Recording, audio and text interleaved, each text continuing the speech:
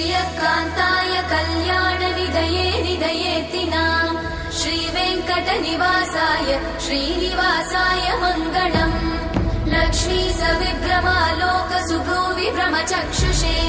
चक्षुषे सर्वलोकानां वेङ्कटेशाय मङ्गलम् श्रीवेङ्कटाद्रिशृङ्गाग्रमङ्गलाभरणाङ्गये मङ्गलानां निवासाय श्रीनिवासाय मङ्गलम् सर्वावयव सौन्दर्य सम्पदा सर्वचेतसां सदा सम्मोहनायास्तु वेङ्कटेशाय मङ्गलम् नित्याय निरवध्याय सत्यानन्दचिदात्मने सर्वान्तरात्मने श्रीमद् वेङ्कटेशाय मङ्गलम्